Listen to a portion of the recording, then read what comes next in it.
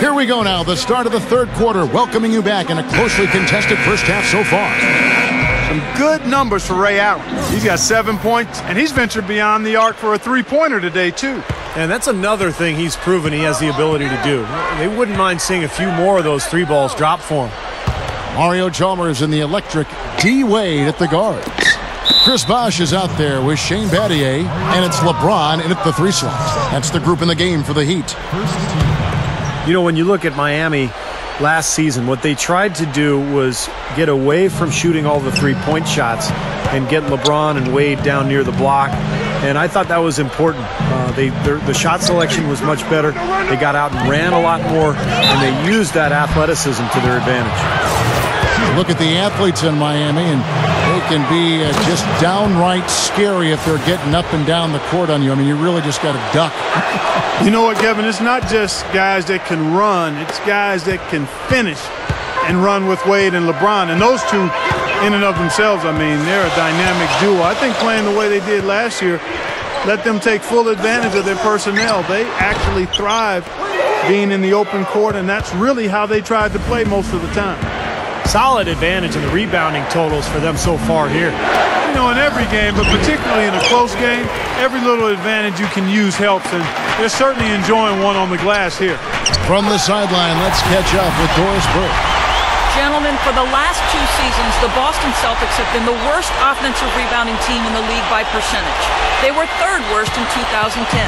You might think it's by design, that they're more focused on transition defense, but according to Doc Rivers, that's not the case. That's been one of the biggest misunderstandings about our team. We've always told our bigs, if you're under the basket and we shoot, how about going to get it? Guys, the numbers don't lie. Well, Doris, being a jump shooting team, probably less chances, but that's their identity. You know, you take a look at Brandon Bass last season. He was traded to the Celtics, and on a top-tier team, I think he's become quite consistent in his performance as he's gotten more consistent minutes. Oh, get it! Oh, watch out now. He's so dangerous. Anytime he gets the ball in his hands and gets some momentum going towards the basket. And the highlight reel replay, brought to you by Sprite. Good stuff. Celtics trailed by 4. So the Celtics called timeout. They're first. You know, and moving forward for Miami, they probably won't have a lot of cap room because of the big contracts of Bosh, Wade, and LeBron. But remember, it is easy to lure free agents to Miami because of the presence of those three, and then also the attraction of living in Miami.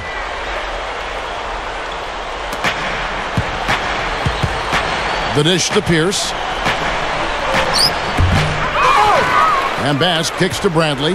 Over Wade. And it's LeBron James with the rebound. Yeah, just 1 for 4 here in the third quarter, so very slow start for this club. Kicks to Chalmers. Battier outside. Over Bass. And there's Battier. That's good on the assist by Chalmers.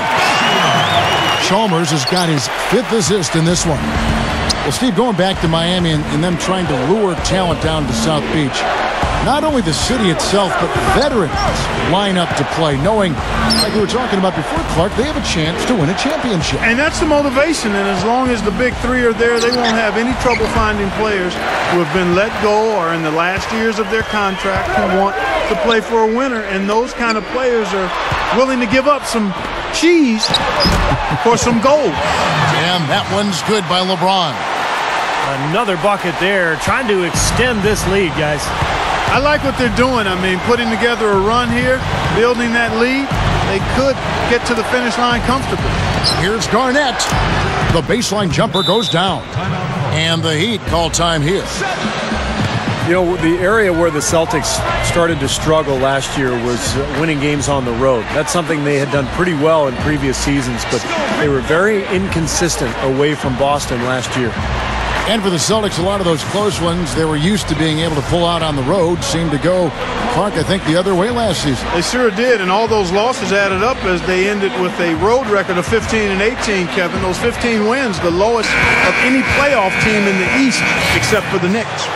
And the Heat with some changes. Udonis Haslem, he's checked in for Bosh. Miller comes in for LeBron. And it's Allen in for Mario Chalmers. Then for the Celtics, Jeff Green. He's checked in for Bass. And it's Terry in for Avery Bradley. Rondo passes to Garnett. It's hauled in by the Heat. He just can't get a good feel for his shot at this point. That's one of the reasons they're losing. And, you know, a lot of people aren't aware of this, but Eric Spoelstra's father was once the general manager of the Portland Trail Blazers.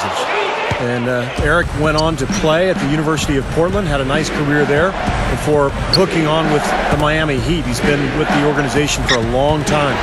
It's stolen by Wade. In for the dunk.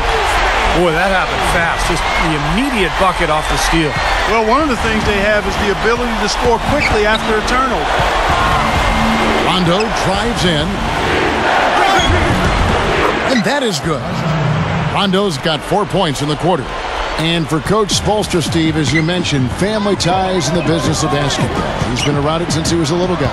Yeah, he knew relatively early on in his life that he wanted to stay around the game. You know, after college, he played a couple of seasons professionally in Germany and then ended up at the age of 25 working as an intern for the Heat as a video coordinator.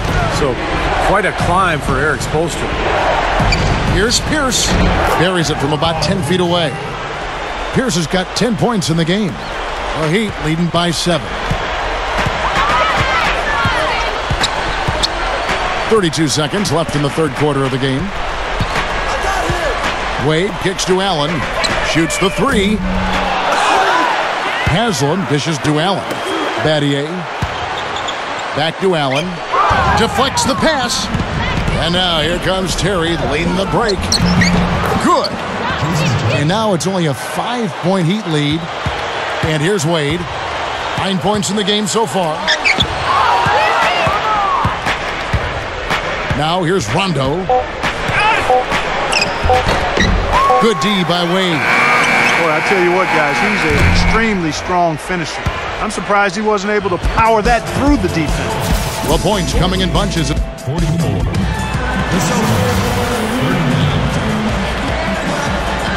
Hello and thanks for joining us, folks. The fourth quarter of play should begin momentarily.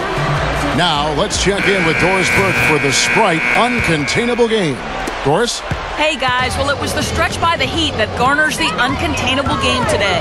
They had a defense that simply couldn't be solved, and it was all that they needed in order to build a lead. That effort will be needed for one more period if they want to get the win. Doris, thank you. And what a concerted effort they put together tonight. And you know, that was really the uncontainable aspect in this game, Kevin.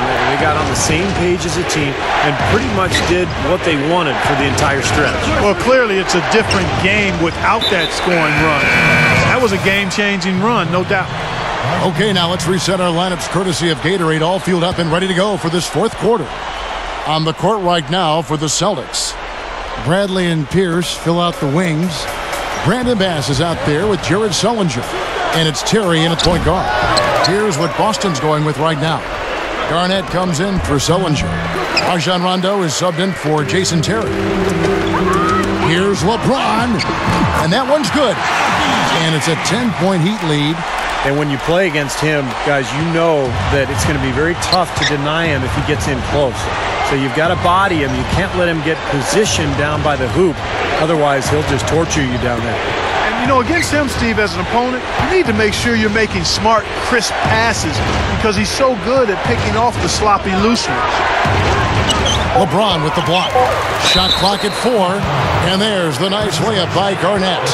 You know, as soon as that shot goes up, you got to start boxing out then before it hits the rim. They're getting beaten up on that glass. Yeah, and, you know, they'll be in good shape if they can eliminate some of these second-chance opportunities.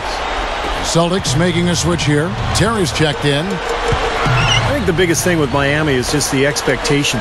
You know, ever since they held that press conference when LeBron said they were going to win, you know, not 5, not 6, not 7 NBA championships, they basically put a target on their backs. And now they have to live with those expectations year in and year out. It's not easy. Timeout called the Heat. Well, Steve, going back to the year before last, when they lost to the Mavericks in the finals, it seemed to sort of shake them out of the honeymoon period, and they took last season a bit more seriously, I thought. Yeah, there was definitely a sense of them being more on a mission last year. The focus and intensity was there from the start, and with that more focused approach, they were finally able to bring that coveted trophy home to South Beach. Here's what Miami's going with right now. Shane Battier is checked in for James Jones, and Dwayne Wade subbed in for Ray Allen. All right, let's go over to the sideline with Doris Burke. Thanks, guys. I got a chance to hear what Eric Spoelstra was saying to his team. His message, don't even look at the score right now. We've got to make one play at a time and execute. That's how we'll take this thing home. Kevin, he's trying to keep them focused. Thanks again, Doris. There's one thing about the alley-oop. You can't fire the pass in there. You got to have some air under that pass. It needs a little hang time. That's exactly right. A lot of finesse, just like that one was. Perfectly thrown. And that's what makes the play so much fun to watch. There's finesse on the front end, but then power on the end.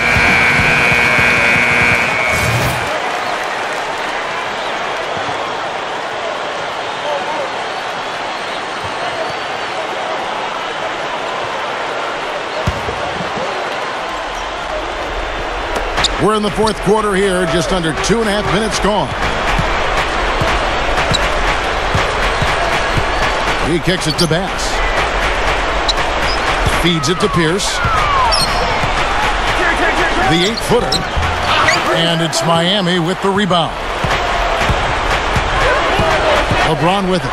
Now Garnett defending. And that one's good. 14 points for LeBron. 3 straight buckets in the paint. They're making it look effortless. Well, speaking of effortless, you'd like to see a little more out of the defense. How about trying, guys? Garnett kicks to Bass. Takes it up with both hands and rips it down. He's a bit short for the power forward spot, but his great leaping ability more than makes up for it. Chalmers against Terry. Open look. And Bosch gets it to go on the assist by Chalmers. And that's now 6 points for Chris Bosch. Here's the pass to Garnett. And out of bounds as the Heat gain possession. Such a careless pass. You've got to keep your head in the game here. Celtics making a switch here. Rondo's checked in. And it's Wade penetrating. The 3 is launched. That's good from Battier on the assist by Wade. Tell you what, they haven't exactly been shy about letting it fly from deep here in the second half. You know, Steve, if you have the lead, you can afford to be a little comfortable with the 3-point shot. You just don't want to fall too much in love with it. That's a lot of height for the defense to have to deal with. You know what, guys? I mean, especially against a guy with his touch. You know, one of the things the Heat did a nice job of last year was preserving Dwayne Wade's energy by cutting down his minutes. In fact, a career low during the regular season for him. Second lowest scoring output of his career as well, but of course had a lot of help with LeBron James and Chris Bosh. More than willing to put his own personal numbers aside in search of the championship. Outside Rondo, back to Garnett. He's up against Bosch. Bass dishes to Rondo. That'll be Boston as it goes out of bounds. Celtics retain possession.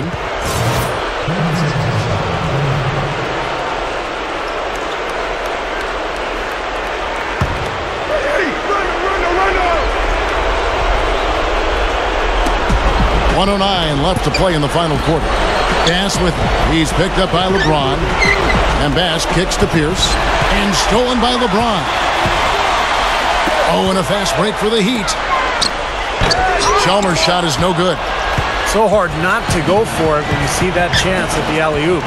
Bet he wishes he hadn't, though. And you mentioned Dwayne Wade's career low in minutes. LeBron also played a career low in minutes. Chris Bosh, the second least to his rookie season. But there was a method to this. They wanted those guys rested in a very compacted season.